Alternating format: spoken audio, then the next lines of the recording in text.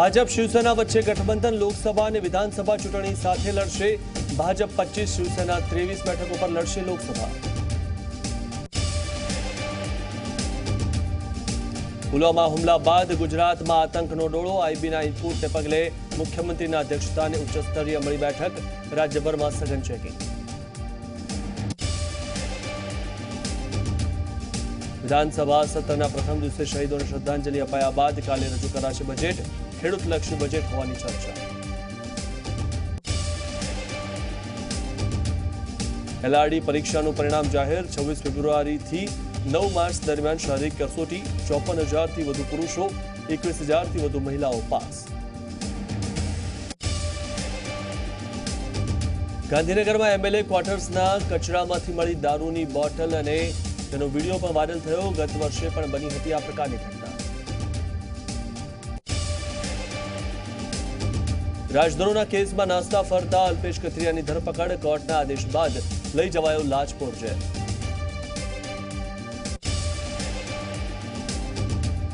રાજ્યમાં swine ફ્લૂનો care યથાવત। આજે વધુ 2ના મોત। સાવલીના ધારાસભ્ય કેતન ઇનામદાર પણ સ્વાઇન ફ્લૂનો શિકાર।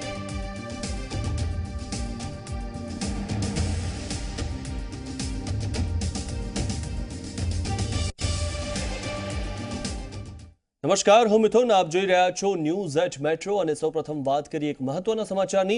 તો એલઆરડી પરીક્ષાનું પરિણામ જાહેર થઈ ગયું છે। 26 ફેબ્રુઆરીથી 9 માર્ચ દરમિયાન શારીરિક કસોટી યોજાશે। જનરલ કેટેગરીમાં 65 કટ ઓફ માર્ક, મહિલા ઉમેદવારો માટે 43 કટ ઓફ માર્ક જાહેર કરવામાં આવ્યા છે। 54,000થી વધુ પુરુષો પાસ થયા છે, ત્યારે 21,000થી વધુ મહિલાઓ પણ પાસ થઈ છે। એલઆરડી પરીક્ષાનું પરિણામ જાહેર થઈ ગયું છે, જેમાં 54,000થી વધુ પુરુષો પાસ થયા છે, તો 21,000થી વધુ મહિલાઓ પાસ થઈ છે। તો આ જે પરીક્ષા હતી તે પરીક્ષા ઘણી ચર્ચાસ્પદ રહી હતી, કારણ કે તે પરીક્ષા જ્યારે પ્રથમ વખત લેવાઈ હતી તેનું પેપર પણ ફૂટ્યું હતું।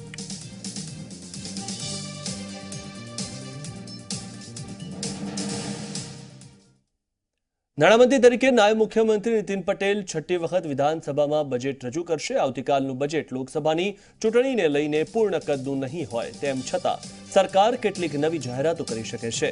ચૂંટણીને કારણે લેખાનું દાન રજૂ થશે, જેમાં 4 મહિનાનો ખર્ચ મૂકવામાં આવશે અને આ લેખાનું દાન પર 2 દિવસ ચર્ચા થશે અને ત્યારબાદ 21મી ફેબ્રુઆરીએ લેખાનું દાન પર મતદાન કરવામાં આવશે। દેશભરમાં રોજગારીનો પ્રશ્ન છે, ત્યારે રાજ્ય સરકાર રોજગારલક્ષી મહત્વની જાહેરાત કરવામાં આવી શકે છે। રાજ્ય સરકાર ખેડૂતોની નારાજગી દૂર કરવા ખેડૂતલક્ષી જાહેરાત પણ કરી શકે તેવી શક્યતા છે।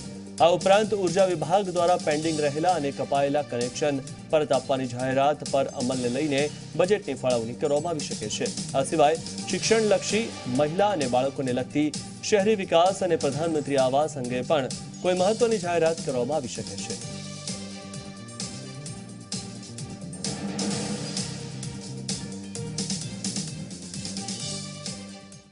અમદાવાદ મહાનગરપાલિકાના બજેટને હાઈકોર્ટમાં પડકારવાનો વિપક્ષે નિર્ણય કર્યો છે। વિપક્ષના સભ્યોનું કહેવું છે કે બોર્ડની બેઠકમાં વિપક્ષના સભ્યોને બોલવાનો સમય આપવામાં નથી આવ્યો અને બજેટ સત્રની બોર્ડની બેઠક વહેલી પૂરી કરી દેવામાં આવી હતી, જે અયોગ્ય છે। તો મેયર પણ તાનાશાહી કરતા હોવાનો વિપક્ષે આરોપ લગાવ્યો છે અને આરોપ સાથે મેયરના વિરોધમાં વિપક્ષના સભ્યોએ વિરોધ પ્રદર્શન પણ કર્યું। મહાનગરપાલિકાની બહાર ગદર્ભના પોસ્ટરો પર મેયર લખીને વિપક્ષના સભ્યોએ વિરોધ પ્રદર્શન કર્યું હતું।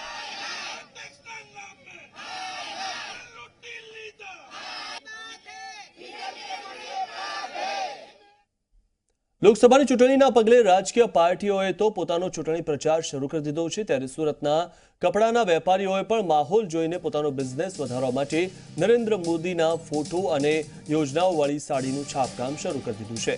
નરેન્દ્ર મોદીને ફરી પ્રધાનમંત્રી બનાવવા માટે અલગ અલગ રીતે મદદ કરવામાં આવી રહી છે। સુરતના ભાટીના વિસ્તારમાં સાડીઓનું પ્રિન્ટિંગનું કામકાજ ધમધોકાર ચાલે છે, જ્યાં પ્રધાનમંત્રીના વિવિધ ફોટો અને તેમણે શરૂ કરેલી યોજનાઓનું સાડીઓ પર પ્રિન્ટિંગ કરાઈ રહ્યું છે।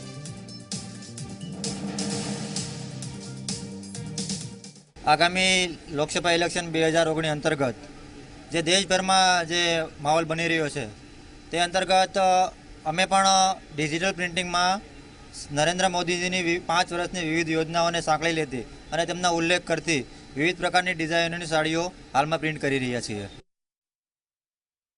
માર્કેટમાં લોકોને જાણ થતાં આવી રીતની ડિમાન્ડ પણ વધી રહી છે સાડીની, કે આવી પ્રકારની જુદી જુદી પ્રકારની ઘણી સાડીઓની ડિઝાઇન અમને ડેવલપ કરીને આપો, અને એ માટે અમારા આગળના વેપારીઓની પણ એવી પણ ડિમાન્ડ છે કે તમે આવીને આવી સાડીઓ વધારે બહાર પાડી શકો. કલકત્તા, મધ્યપ્રદેશ, બેંગ્લોર નાના વેપારી અમારે જે હોલસેલવાળા મંગાવતા એ લોકોએ મંગાવી લે છે, એટલે અમે પ્રિન્ટિંગ કરાવીએ છીએ. વડોદરામાં કોંગ્રેસ શાસિત જિલ્લા પંચાયતમાં શહીદોના અપમાનનો આક્ષેપ કરવામાં આવ્યો. જિલ્લા પંચાયતમાં બજેટ માટેની સભા મુલતવી ન રખાતા વિપક્ષ ભાજપે આરોપ લગાવ્યો. વિપક્ષે સભા મુલતવી રાખવા માટે માંગણી કરી હતી, જોકે સભા રાબેતા મુજબ ચાલુ રાખી દરખાસ્તો પર ચર્ચા કરવામાં આવી, જેના કારણે વિપક્ષે પહેલા સભામાં મીણબત્તી સળગાવી શહીદોને શ્રદ્ધાંજલિ આપી અને સભામાંથી વોકઆઉટ કર્યો હતો.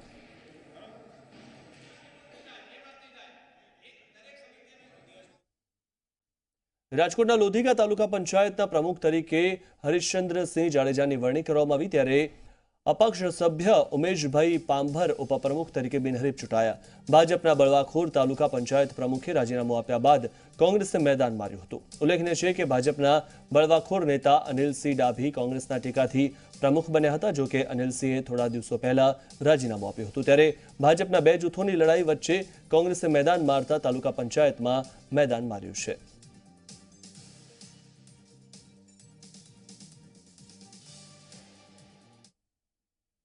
સુરતના પીપલોદ વિસ્તારમાં પૂરપાટ ઝડપે દોડી રહેલી કારને અકસ્માત નડ્યો. કાર ચાલકે નિયંત્રણ ગુમાવતા કાર ડિવાઈડર સાથે અથડાઈ હતી, જેના કારણે ગભરાઈ ગયેલો કાર ચાલક કાર મૂકીને ફરાર થઈ ગયો.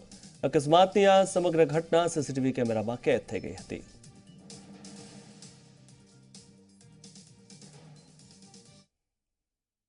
સુરતમાં બાથીના વિસ્તારમાં આવેલ રઝાનગરના મકાનમાં ભીષણ આગ લાગી, જેના કારણે સ્થાનિક લોકોમાં દોડધામ મચી ગઈ. આગના પગલે ફાયર બ્રિગેડની 2 ટીમ ઘટના સ્થળે પહોંચી અને આગ પર કાબુ લેવાનો પ્રયાસ કર્યો હતો, જોકે આગમાં મકાનમાં રહેલો માલસામાન બળીને ખાખ થઈ ગયો હતો.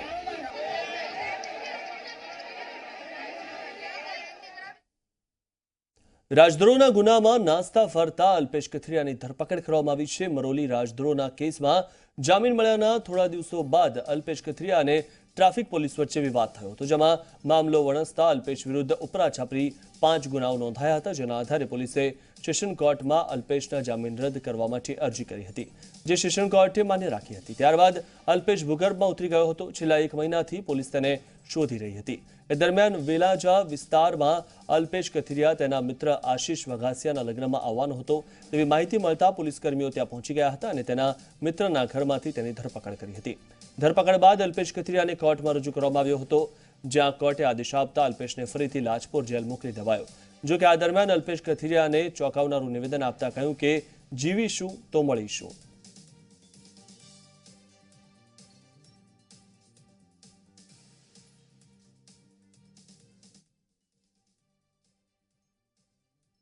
સવારના હજી નાહી ધોઈને બહાર આવ્યો ત્યાં પોલીસની ગાડીઓ બહુ મોટી સંખ્યામાં ગઈ અને ધરપકડ કરવામાં આવી. આખું મકાન ઘેરી લીધું કે જાણે આતંકવાદીનો કોઈ મર્ડર કરીને આવ્યો હોય એ રીતે એની ધરપકડ કરી છે. તો મહેરબાની કરીને સરકારશ્રીને વિનંતી કરું છું કે આ બારામાં અલ્પેશ કથિરિયાની કોઈ એવું કામ નથી કે આંદોલન ચલાવે છે, તો આંદોલન કોઈ ગુનો નથી, તો એને ખોટો હેરાનગતિ કરવામાં આવે છે, ખોટા કેસોમાં ફસાવવામાં આવે છે. અલ્પેશે કેવું છે? જીવીસી તો મળીશું. અલ્પેશે કેવું છે? જીવીસી તો મળીશું. અલ્પેશે કેવું છે? જીવીસી તો મળીશું. અલ્પેશે કેવું છે? જીવીસી તો મળીશું. આજે ટ્રાયલ કોર્ટ સમક્ષ માત્ર ને માત્ર અલ્પેશને ચાર્જશીટની નકલ આપવામાં આવેલ છે, જે ડીસીબીએ 16મી ફેબ્રુઆરીએ ચાર્જશીટ કરી દીધી છે. એટલે જેએમએફસી કોર્ટને આ મેટર ચલાવવા માટે કોઈ હુકુમત ન હોય એટલે માત્ર વોરંટ ભરીને એને લાજપોર જેલમાં મોકલી આપવામાં આવ્યું છે.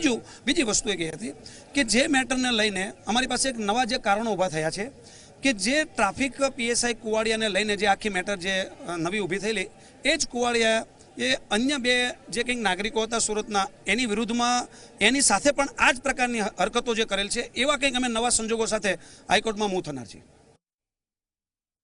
જયંતિ ભાનુશાળી હત્યા કેસ મામલામાં શાર્પશૂટરોના 12 દિવસના રિમાન્ડ મંજૂર કરવામાં આવ્યા છે. એટીએસે ઝડપેલા બંને શાર્પશૂટરોને ભચાઉ કોર્ટમાં રજૂ કરવામાં આવ્યા હતા.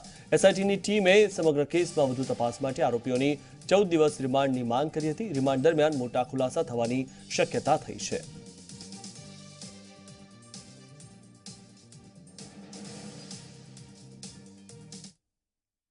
રાજકોટના ગોમટામાં એક મહિલાને સળગાવવાની ઘટના સામે આવી હતી. ઇજાગ્રસ્ત મહિલાએ તેના સાસુ અને સસરા પર સળગાવવાનો આરોપ લગાવ્યો છે. સાથે જ મહિલાએ એવો આક્ષેપ પણ લગાવ્યો કે છેલ્લા 22 વર્ષથી સાસરિયા પક્ષ તરફથી ત્રાસ આપવામાં આવે છે. હાલ તો મહિલાને 108 થી ગોંડલ સિવિલ હોસ્પિટલમાં ખસેડવામાં આવી હતી. ત્યાંથી તેને વધુ સારવાર માટે રાજકોટ સિવિલ હોસ્પિટલના બન્સ વોર્ડમાં ટ્રાન્સફર કરાઈ, જેના પગલે ગોંડલ તાલુકા પોલીસે ગુનો નોંધીને વધુ તપાસ હાથ ધરી છે.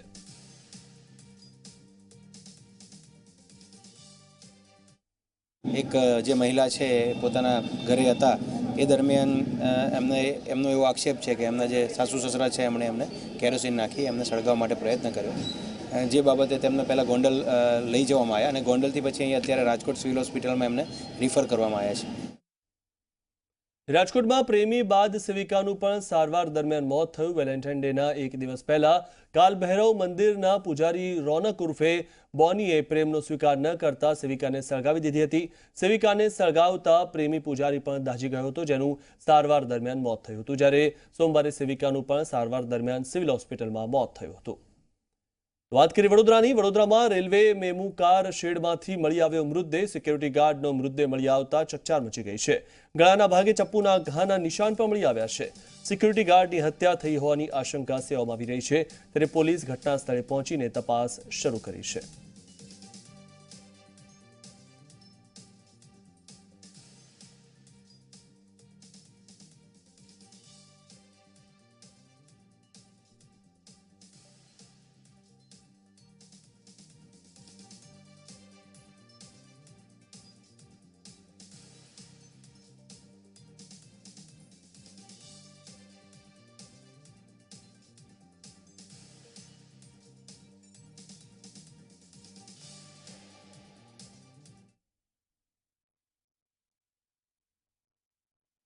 તો રાજકોટ પોલીસ કમિશનર કચેરી બહાર યુવકે આત્મવિલોપનનો પ્રયાસ કર્યો હતો, જેના સીધા દ્રશ્યો આપ જોઈ રહ્યા છો. તે કહી રહ્યો છે આત્મવિલોપન કયા કારણસર કર્યું. મને વ્યાજી આપીને પૈસામાં ફસાયો, 8 થી 10% વ્યાજ લીધું ને ખુલ્લેઆમ કે તારે મોદી સુધી જવાની છૂટ, તારે ગમે ત્યાં જવાની છૂટ, તું મારું કાંઈ બગાડી નહીં લે.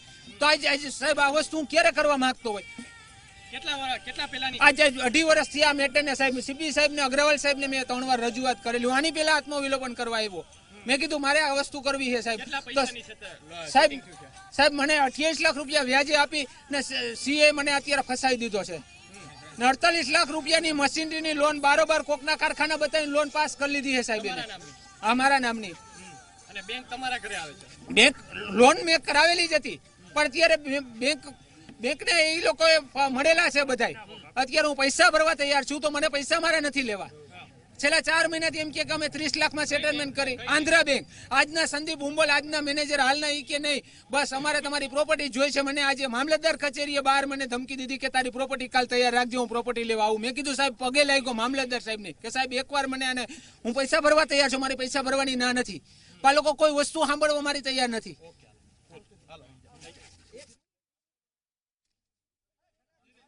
તો જે રીતે આ યુવકે રાજકોટ પોલીસ કમિશનર કચેરી બહાર આત્મવિલોપનનો પ્રયાસ કર્યો હતો, પણ તેને પકડી લેવામાં આવ્યો છે અને તે આત્મવિલોપન કરે તે પહેલા જ તેની ધરપકડ કરવામાં આવી. રમેશ મુંદુહા નામના યુવકે આત્મવિલોપનનો પ્રયાસ કર્યો હતો.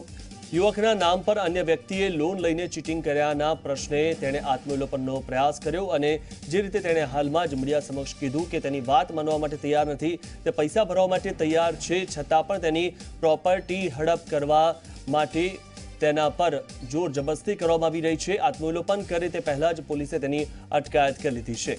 તો પોલીસ કમિશનર કચેરી બહાર તેણે આપઘાતનો પ્રયાસ કર્યો હતો અને તે પહેલા જ તેને ધરપકડ કરી લેવામાં આવી છે. તો આપઘાત તે કરે તે પહેલા તેની ધરપકડ થઈ ગઈ છે.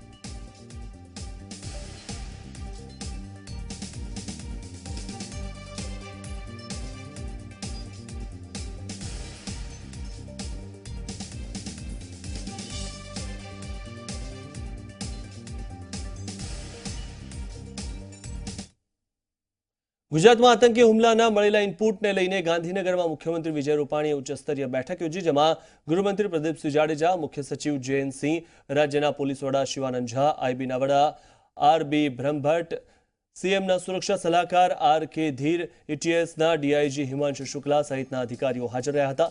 બેઠકમાં રાજ્યની સુરક્ષાની સ્થિતિ અંગે સમીક્ષા કરવામાં આવી. મહત્વનું છે કે પુલવામા હુમલા બાદ આતંકીઓ ગુજરાતને નિશાન બનાવે તેવું જાણવા મળ્યું છે. જાસૂસી સંસ્થાઓએ આ અંગે એલર્ટ આપતા ગુજરાતમાં સતર્ક રહેવાના આદેશ અપાયા છે અને મહત્વના સ્થળો પર સુરક્ષા પણ વધારી દેવામાં આવી છે.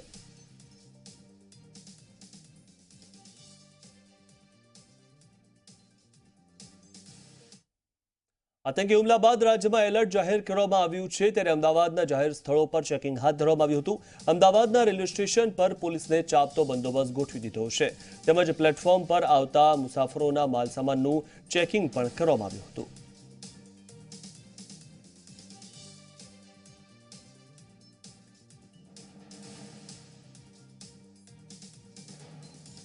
તો પુલવામામાં થયેલા આતંકી હુમલા બાદ આઈબીએ ગુજરાતમાં આતંકીઓ હુમલો કરી શકે છે તેવું એલર્ટ આપ્યું છે. વડોદરા રેલવે સ્ટેશન પર સુરક્ષામાં ગંભીર ચૂક જોવા મળી. આઈબીનું એલર્ટ હોવા છતાં રેલવે સ્ટેશન પર રેલવે પોલીસના જવાનો ચેકિંગ કરતા જોવા નહોતા મળ્યા.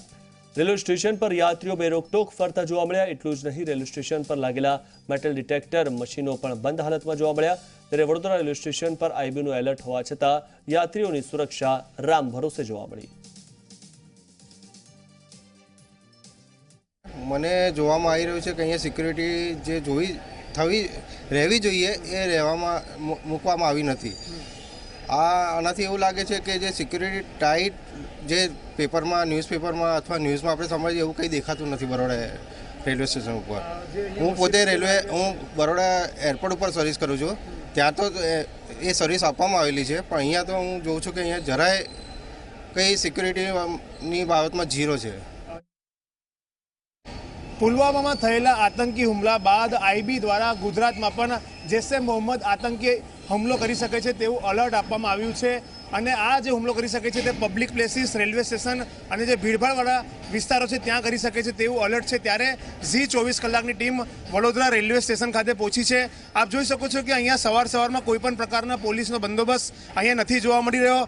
વડોદરા જે જીઆરપી હોય કે આરપીએફ હોય તેઓ કોઈ પણ પ્રકારના અહીંયા જે એન્ટ્રી એક્ઝિટ ગેટ છે તેઓ નથી જોવા મળી રહ્યા. મોટી સંખ્યામાં જે પેસેન્જર્સ સવારમાં રેલવે સ્ટેશન પર જોવા મળી રહ્યા છે. હું તમને મેટલ ડિટેક્ટર મશીન પણ બતાવવા માંગીશ કે આ કયા પ્રકારની સુરક્ષા છે રેલવે સ્ટેશનની, કે મેટલ ડિટેક્ટર મશીન પણ જોઈ શકો છો કે બંધ હાલતમાં પડ્યા છે. કોઈ પણ વ્યક્તિ અહીંયાથી પસાર થાય ત્યારે મેટલ ડિટેક્ટર મશીન માત્ર શોભાના ગાંઠિયા સમાન બન્યા છે.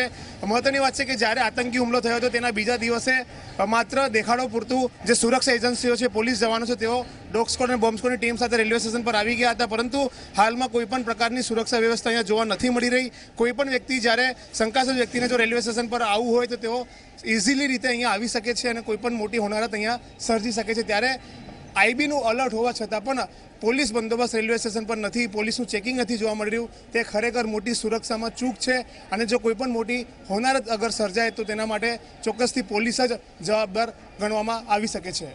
કેમેરામેન મુકુંદ દવે સાથે રવિ અગ્રવાલ, ઝી 24 કલાક, વડોદરા. પુલવામામાં થયેલા આતંકી હુમલામાં સીઆરપીએફના જવાનો શહીદ થયા છે. ત્યારે શહીદોના પરિવારની મદદ અર્થે દેશભરમાંથી અનેક લોકોએ હાથ લંબાવ્યા છે. આ યાદીમાં અમદાવાદનું શિક્ષણ વિભાગ પણ જોડાયું છે. શહીદોના પરિવારજનોને સહાય માટે શિક્ષણ સંકલન સમિતિ પ્રત્યેક શિક્ષકો પાસેથી ₹500 અને સહાયક શિક્ષકો પાસેથી ₹200 એકત્ર કરશે. ત્યારબાદ એકત્ર થયેલી રકમ શહીદોના પરિવારજનોને આપવામાં આવશે. ટીચરો જે છે રેગ્યુલર એ ₹500 અને સહાયકો જે છે ₹500નું દાન શહીદો માટે એકત્ર કરવાના છે.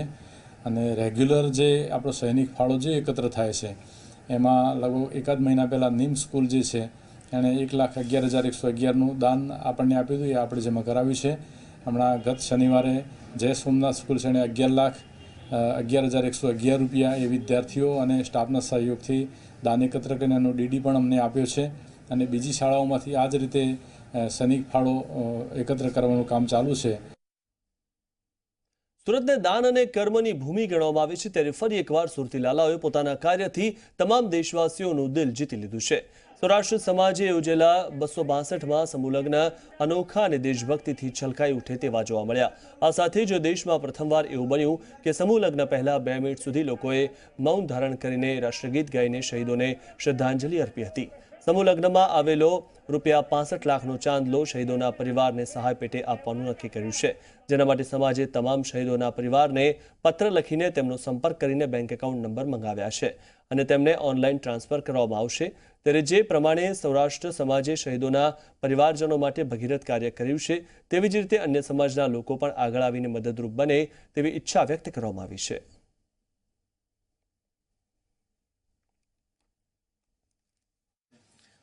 ચુમ્માલીસ જે અમારી પાસે 38 જવાનોના સંપર્ક અને એના એડ્રેસ મળી ગયા છે। અમે એમને પત્ર લખ્યો છે, એના બેંક એકાઉન્ટની ડિટેલ્સ આવશે, એટલે આરટીજીએસ અને રાજ્યવાર કોઈ જગ્યાએ જો એ ભેગા થઈ શકશે તો ત્યાં બોલાવીને પણ અમે આપવાનો પ્રયાસ કરીશું। એ પહેલાં જે દુઃખદ ઘટના બની ગઈ તો એમના શહીદ જવાનો અને એમના પરિવારને સહાય રૂપે અમે એવું નક્કી કરેલું કે અમારા મેરેજમાં જે કંઈ ચાંદલાની રકમ આવે એ અમે શહીદ પરિવારોને સહાય કરશું। અમે જે આપણે ચાંદલાની રકમ છે જે અમારા શહીદો થઈ ગયા છે વીર જવાનો, એના માટે અમારે દાન દેવાનું છે, એના પરિવાર માટે એને કામ આવે બધું। અમદાવાદની જ્ઞાનોદય શાળાની ટ્રાન્સફરને લઈને વિવાદ સર્જાયો છે। જમાલપુરની જ્ઞાનોદય શાળાને ખોટા દસ્તાવેજોના આધારે વસ્ત્રાલ ટ્રાન્સફર કરવામાં આવી હોવાનો એનએસયુઆઈએ આરોપ લગાવ્યો છે। શાળાના ટ્રસ્ટીઓએ પોતાના સ્વાર્થ માટે શાળાને અન્ય સ્થળે ટ્રાન્સફર કરી છે। પૂર્વ ડીઈઓએ પણ આમાં તોડ કર્યાનો એનએસયુઆઈએ આરોપ લગાવ્યો છે। આ મામલે એનએસયુઆઈના કાર્યકર્તાઓ વિરોધ કર્યો હતો અને ફરી તપાસ કરીને શાળા સામે પગલાં લેવા માંગ કરી હતી। આ મામલે કરવામાં આવેલી આરટીઆઈમાં પણ ખુલાસો થયો છે કે ટ્રસ્ટીઓ દ્વારા ખોટા દસ્તાવેજો દર્શાવવામાં આવ્યા હતા। શાળા પાસે રમતગમતનું મેદાન ન હોવા છતાં મેદાન દર્શાવવામાં આવ્યું હતું। જો કે બીજી વાત એવી પણ સામે આવી છે કે આ શાળામાં મંજૂરી ન હોવા છતાં ધોરણ 8 અને ધોરણ 9ના વર્ગો ચાલતા હતા। ડીઓની તપાસમાં આ સામે આવ્યું છે। સ્કૂલ પાસે માત્ર ધોરણ 11 અને ધોરણ 12 ચલાવવાની જ મંજૂરી છે, તેમ છતાં શાળામાં ધોરણ 8 અને ધોરણ 9ના વર્ગ ચલાવાઈ રહ્યા છે। આ સમગ્ર મામલે ડીઈઓએ શિક્ષણ વિભાગને રિપોર્ટ સુપરત કર્યો હતો અને શિક્ષણ વિભાગ દ્વારા આદેશ મળ્યા બાદ કાર્યવાહી કરવાની ખાતરી આપી છે। ડીઓને અને સરકારને ગેરમાર્ગે દોરીને આ સ્કૂલે ખોટા વિદ્યાર્થીઓ બતાવીને અહીંથી વસ્ત્રાલ ટ્રાન્સફર કરવામાં આવી છે। એમને લેખિતમાં આપ્યું છે કે અહીંના છોકરાઓને અમે બસ સુવિધા આપી છે કે વસ્ત્રાલ ખરેખરમાં અહીંયા કોઈ બસ સુવિધા જ નથી। રાતોરાત ટ્રાન્સફર કરી એમાં ડીઓ અને સરકારનો મોટામાં મોટો ભ્રષ્ટાચારનો રોલ છે। કારણ કે આ સ્કૂલમાં જે ત્યાં દસ્તાવેજ કરવામાં આવ્યો છે એ ખોટું ભાડા કરાર છે, જે ખરેખરમાં આવી કોઈ જમીન જ નથી। એ જમીન માત્ર સ્વામિનારાયણ સંસ્થાના નામની છે, એના નામનો ખોટો ભાડા કરાર કર્યો છે। સ્કૂલ ટ્રાન્સફર માટે નિયમમાં અલગ અલગ પ્રકારની જોગવાઈ છે। 1 કિલોમીટર, 3 કિલોમીટર અને 3 કિલોમીટરથી વધારે, એટલે એમાં સરકારને અબાધિત અધિકાર છે સ્થળ ફેરફારની મંજૂરી આપવા માટે।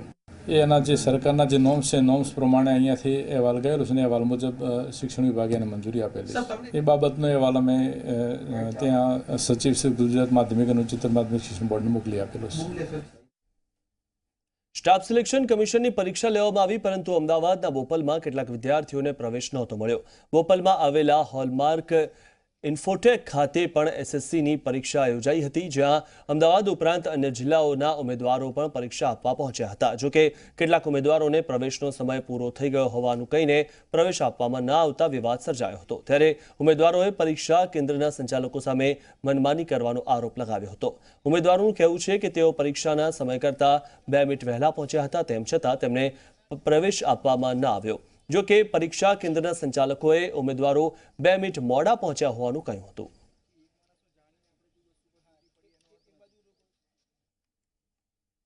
હું 2 મિનિટ વહેલા આવ્યો હતો, મોડો નહીં આવ્યો, 2 મિનિટ વહેલા આવ્યો હતો અને છતાં મને પ્રવેશ કરવામાં આવ્યો નહોતો। અને આ પોતાની મનમાની મરજી કરે છે અને બીજા છોકરાને લાગ વળગના છોકરાને અંદર પ્રવેશ કરવામાં આવે છે અને અમને પ્રવેશ કરવામાં આવતો નથી। અમે એવું હતું, તમે સીસીટીવી કેમેરા ચાલુ કરીને દેખી લો, 11 થી 18 તારીખ સુધી એમના લાગ વળગના છોકરાને અંદર પ્રવેશ કરવા આવે છે અને અમને પ્રવેશ કરવા આવતા નથી।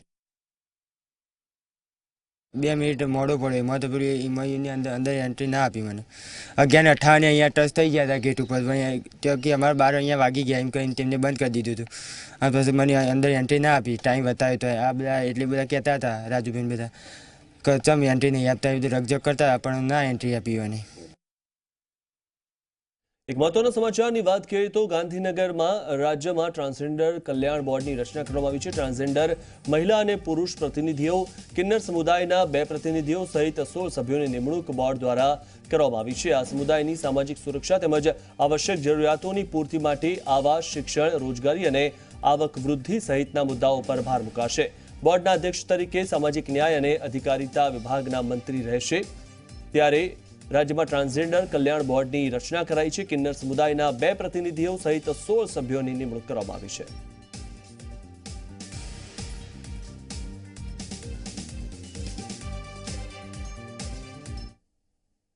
અને હવે નજર કરીએ ઝી મીડિયાની અપીલ પર. જમ્મુ કાશ્મીરમાં 5 દિવસમાં જ 45 જવાનોએ દેશ માટે શહાદત વરી છે. ત્યારે ઝી મીડિયા કોર્પોરેશને દેશવાસીઓને અપીલ કરે છે કે આવતીકાલે બપોરે 3 કલાકે દેશવાસીઓ 2 મિનિટનું મૌન પાળે. પુલવામા આતંકી હુમલામાં શહીદ થયેલા પરિવારોની સાથે દેશ આખો ઊભો છે તેવી પ્રતીતિ પણ આપણે વિશ્વને કરાવી છે, જેમાં આપણો ઉદ્દેશ ભારતીય સમાજની એકતાના વિશ્વ દર્શનનો છે અને સરકાર આતંકીઓ સામે કઠોર કદમ ઉઠાવે તેવી આપણી સૌની માંગ છે.